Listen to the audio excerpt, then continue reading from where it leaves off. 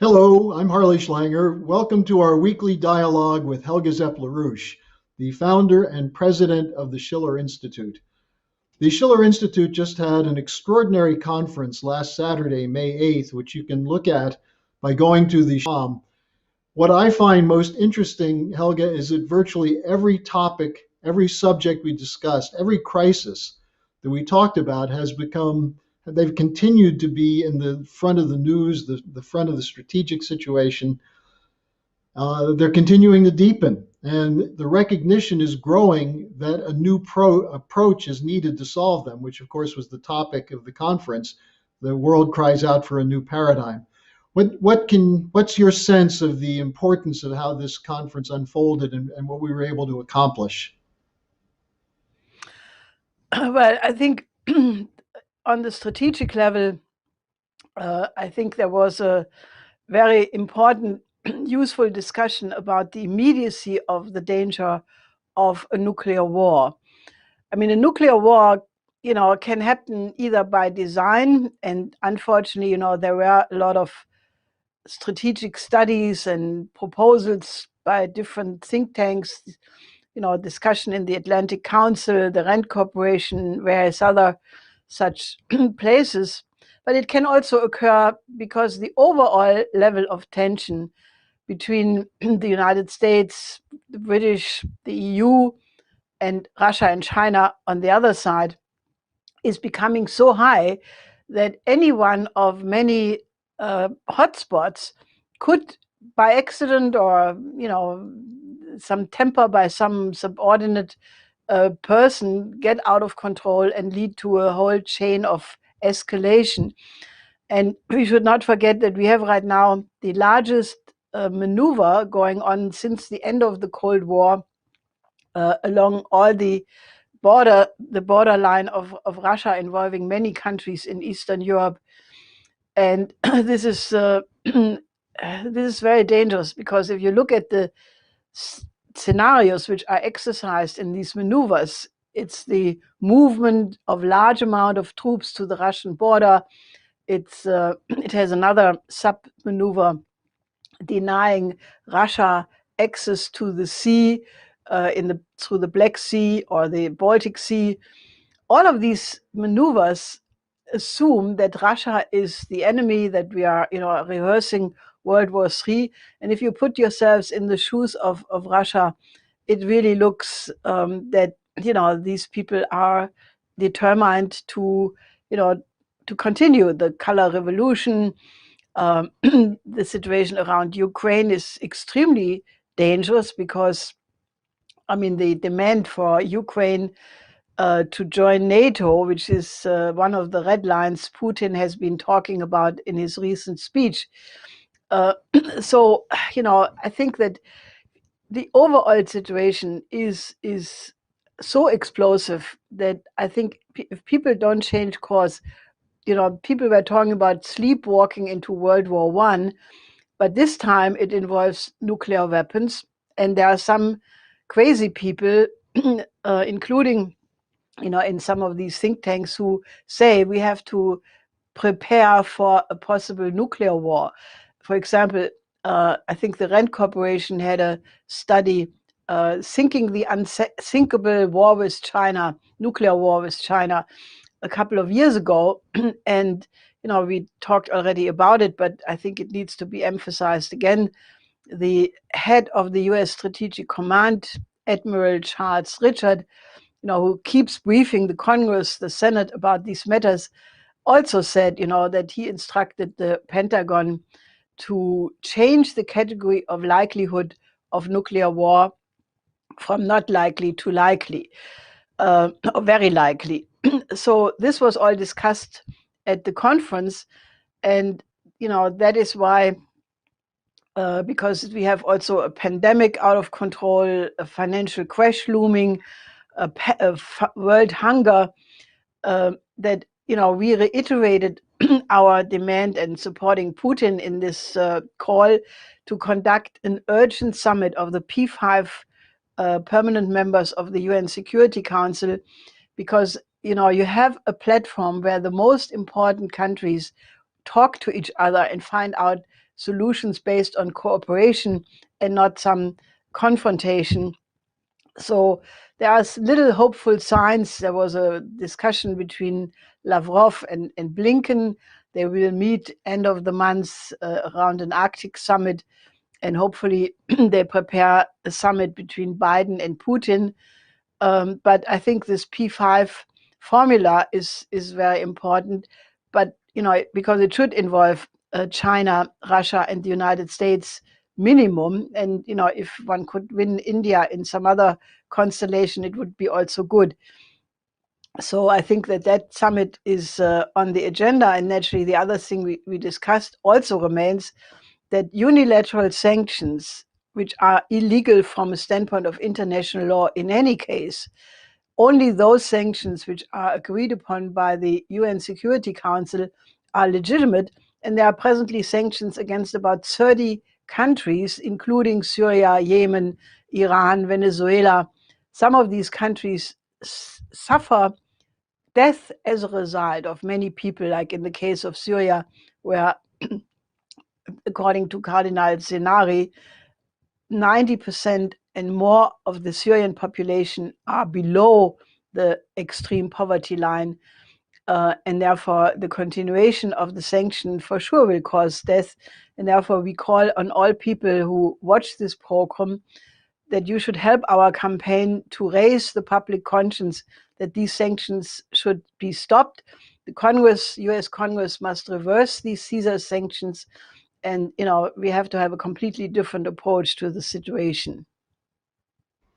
And Helga, is it your assessment that the use of sanctions is essentially regime change by another name?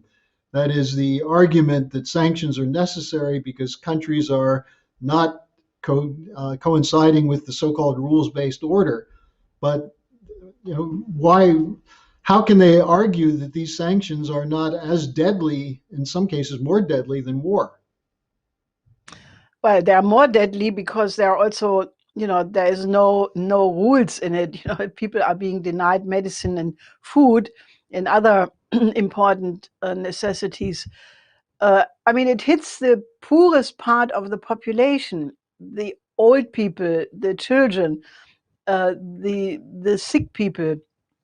And the idea behind it is that eventually the pressure will become so big that the people are rising and get rid of the regime. But this is really it is a form of brutal war, and it is really it should be outlawed. I think people have to get a real sense of outrage that these things should not be. The idea that it's better than to have a military intervention, what an argument is that? You're targeting the weak, the children, the old people. So I think, it should really stop. And then there was the G7 foreign ministers meeting, which discussed the whole question of Russia and China. These were the longest sessions. And there's more talk going on around China at the United Nations Security Council. Where is this heading?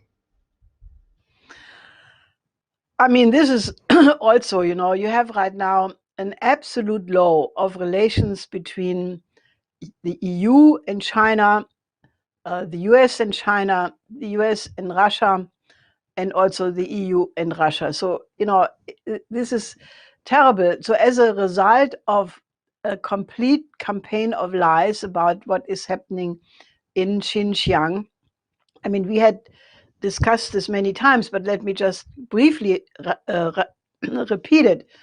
The problem in Xinjiang was, starting with Brzezinski in 1975, when he developed this idea of using the Islamic card against the Soviet Union in Afghanistan. So Western intelligence organizations trained the Mujahideen in a radical form of Islam for the fight against the Soviet Union in Afghanistan. Now, when the Soviet Union was basically defeated, and eventually the defeat in Afghanistan was a contributing factor for the dissolution of the Soviet Union, these Mujahideen, they did not stay in Afghanistan, but they spread all over the region, to Chechnya, to Pakistan, to Xinjiang, to the whole region, and they were indeed terrorists. And we know subsequently that many times it was revealed that the United States continued to work with Al Qaeda, with ISIS. This was what General Flynn had made a point about, and it was revealed many times. So the idea was basically to keep a destabilizing aspect on Xinjiang for China. So China, after a series of terrorist activities more than 10 years ago, did the only reasonable thing to defeat terrorism. They started to educate the people by giving them training possibilities. They brought in infrastructure and industrial development in one of the previously poorest areas of China, and they started to integrate people. There is no truth to the fact that they tried to reduce the population of the Uyghurs, because the Uyghurs had much larger and higher birth rates than the Han Chinese, who are also living in Xinjiang. But basically there was an effort to blame China. I mean, is it better to bomb the terrorists, as the Western countries have done many times? In any case, this thing was fabricated, this story, and no matter how many diplomats from other countries would go there, including 2 members of the Schiller Institute, traveled to Xinjiang at different occasions, all come back and report that this is absolutely a lie.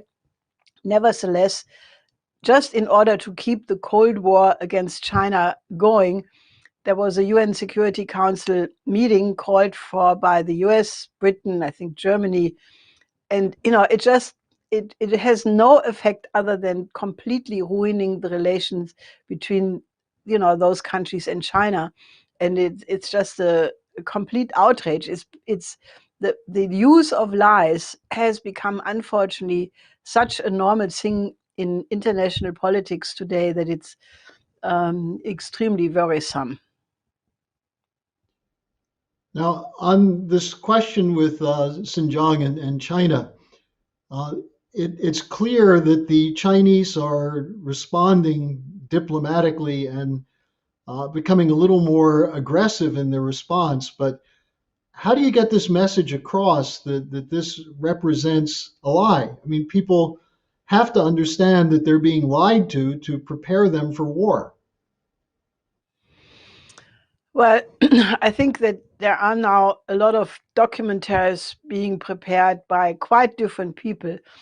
And I think people should, rather than repeat something which clearly is a prejudice, they should study the history of the region and also look at the result. And then also you can always go to Xinjiang, travel there.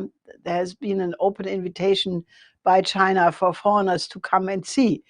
So I think I have told people, especially Americans, already more than 12 years ago. I made a presentation. I said why Americans should go there, and I made a presentation about the countries of the old Silk Road, and Xinjiang obviously is one part. So plan your next vacation, go to Xinjiang. Well, and if you can't afford to go to Xinjiang, watch Lyndon LaRouche's documentary Storm Over Asia, where it exposes exactly what you were talking about with Brzezinski and the British geopolitical plan. Now, the second panel of the conference, I want to come back to that, was on this question of the coincidence of opposites and how to address the global crises, the COVID pandemic, the growing food shortages. And we see, of course, in India, a desperate situation. Shouldn't this make clear to people why we need a modern world health system in every nation?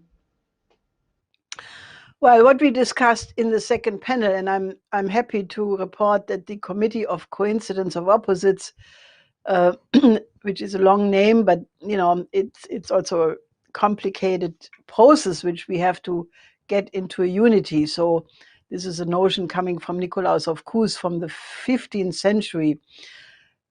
I'm very happy to report that we have made big progress. We have now concrete pilot projects underway. Medical and food supply small, but as a with a symbolic nature, more than a symbolic nature. But we want to Mozambique. This will be a shipment, and we will try to expand it also, hopefully in the future, to other countries. But it's clear this is a private effort and cannot replace the action of governments. But we want to demonstrate through such a concrete action how to bring medicine and food to a country in dire need, that everybody can do something. And the idea there's nothing we can do about it, that is a wrong concept. And therefore I invite people to join with this committee. Now, you mentioned India. I think all the many people who have been doubting that the pandemic is real, who think that it's just a trick, please look at India. I mean, I have very close friends in India, and I'm in sort of regular phone contact with them. And what they are reporting is an absolute hell. You have right now officially 250,000 people who have died. But everybody knows this is probably 5 or 10 times higher, for the simple reason that in this figure of 250,000 are only the people who die in hospitals. The people who don't make it to a hospital, who die at home, who die in a faraway place in the countryside, they are not counted. So what we are looking at in India right now is 1.5 to 2.5 million people who have died already. And the problem is that a new variant has developed, which is very aggressive. Health experts say this is of a global concern, simply because the transmission rate is much, much higher than with the other strains. And, obviously, in a country which has, for many parts, no developed hygienic systems and medical systems. I mean, right now there is a rate of 75% of the country has 10 or 20% testing positive.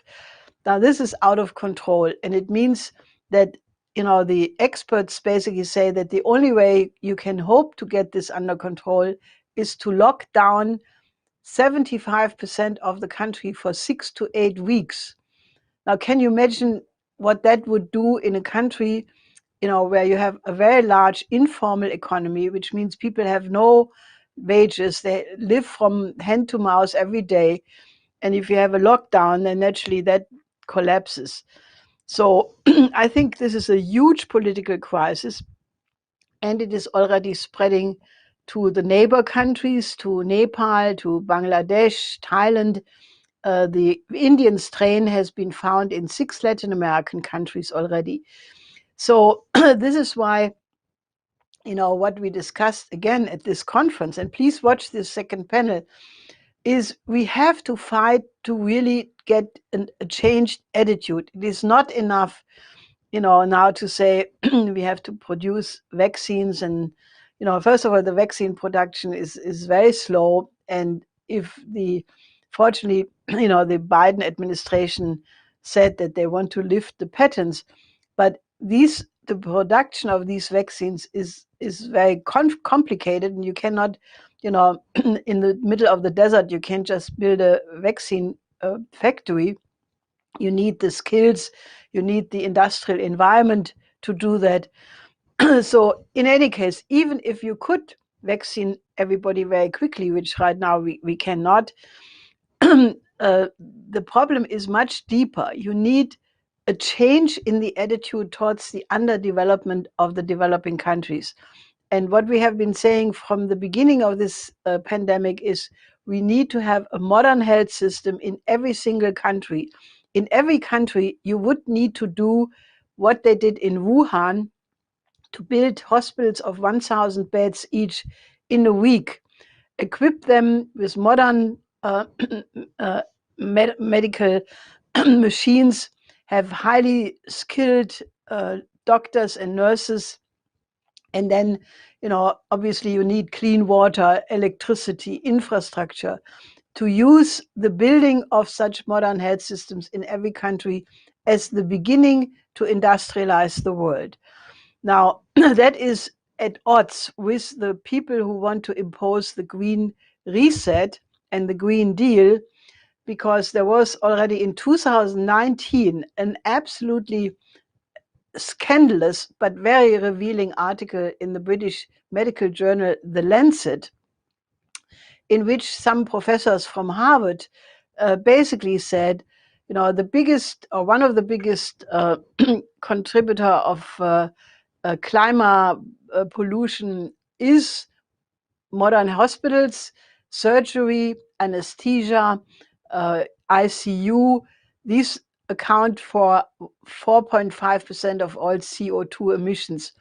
And therefore, they say blatantly open, we cannot have the 5 billion people in the world who presently don't have this kind of modern access to modern healthcare also have the same standard like in the Western countries, because otherwise the planet would explode. Now, what they are openly saying is, I don't know if you want to call this apartheid or if you want to call it, it's incredible. These people are openly advertising, to keep the poor countries, their life expectancy, we don't care, let them die. I mean, this is so unbelievably brutal. But if you read this article, it gets clear to you that these people are trying to impose a world dictatorship, an eco-fascism, whereby only the powerful elite decide who can live and who will die. Now, we have, as we discussed many times in this program, we have worked out a plan for a world health system in every country.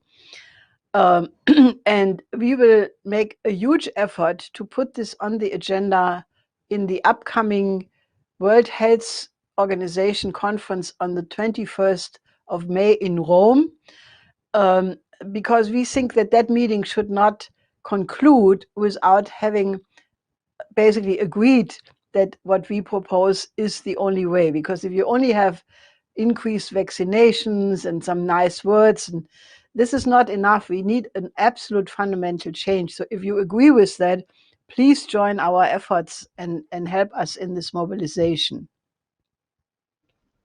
Now, Helga, another area where people are threatened is on the economy and on the inflation front, because there are already people as a result of the COVID lockdowns and the job losses, people facing losing their homes, losing their health care, losing jobs. And we're now seeing a growing inflation. Even though the government is denying it, they're saying, well, we need a little inflation, but it's not a little inflation, it's taking off. This again goes back to the program of Lyndon LaRouche for the 4 laws, but what can you say about this inflation situation? Well, it's the accumulative effect of pumping money by the trillions and trillions, basically since 2008. And then again, in the recent period, all these so-called stimulus programs, which did not really go into real economy investments, but kept the speculative bubble going for the most part. So now various central banks are reporting commodity price inflation, which soon will hit the consumer price inflation. And, it's like, once you reach inflation becoming visible like that, you have to think about what happened in Germany, in Weimar Germany, 1923, when the Reichsbank also started to print money. And that inflation was also not visible for a very long time. But then, when the French occupied the Rhineland and production came to a halt, it started to explode. And it ended with a complete expropriation of the life's work of the people. And that is on the horizon. And people say a little bit inflation, a temporary hyperinflation was a formulation used by the Fed. Now that's ridiculous. Hyperinflation is like, temporary hyperinflation is like being a little bit pregnant. It just leads to the result which pregnancy does, and hyperinflation leads to hyperinflation. So what we need right now, more urgently than ever, is Lynn's, my late husband's program, global Glass-Steagall, national bank, credit system, and a crash program to increase the productivity of the economy through investments in fusion and space cooperation. So we have a program which would be easy to implement, relatively easy, in any case easier than the consequences if this is not being done, which is chaos and the danger of war. Now, also, the last Schiller conference before this most recent one had a major emphasis in the first panel on culture and how we need a cultural renaissance as a key element in changing the way people think. Now, there was an event that just took place with a concert showing a video of a concert with Minister Louis Farrakhan of the Nation of Islam playing the Beethoven Violin Concerto. And I know that you and many other people were very moved by this. What can you tell us about that? Well, I would urge our viewers to absolutely watch this concert. I think it's the most important cultural intervention from the United States, not for the United States, for the world. Because not only, Mr. Farrakhan is a minister, so he's not a professional musician, but the excellence with which he formed the violin part in this concerto is absolutely incredible, because he made the violin sing. He made it sing in the most beautiful, lovable way you can imagine. And I had actually tears in my eyes at a certain point, because he got the music so much to the heart that I compared it then also with some other performances, which, maybe some Menuhin and Eustrach and so on, they may have been technically more perfect, but I think it was on an absolute world-class level. And what is even as important, I don't want to say more important, because it comes as a unity, he said, he did that. This was a performance from 2002, but he got it out now, now for his own birthday, his 88th birthday and Beethoven's 250th birthday, but especially to give young people, and especially young Black people, some way to elevate themselves on the highest level. And the way he described it, he said that when he was young as a boy, he learned the violin, but in these times there was no way to have a musical career for a Black person. So he, basically stopped for many years. But then he took it up again when he was 68. And in 1 year, he first played Mendelssohn, but in 1 year, he learned how to play this extremely difficult piece. And it was a complete surprise. And he said, look, this is also a method. You study intensively, 8-10 hours a day. And once you have learned that, you can apply that in any other field. And, in a certain sense, it was the absolute counter against this cancel culture and the idiotic policy of Oxford that they want to cancel Mozart and Beethoven. It was just the most beautiful polemic, apart from, the elevation.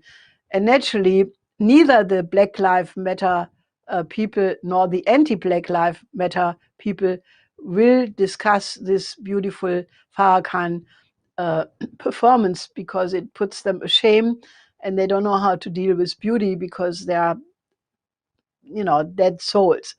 So many of them have become that. So I think that the example which Farrakhan gave for the young generation in the whole world, I think this was incredible, and you should really watch it, because you will have the most joyous time for a long time. Well, it sounds as though what he did was take to heart this idea in his discussion of it, of the coincidence of opposites, and how to challenge people who have these false profiles of various people that are used with identity politics and so on.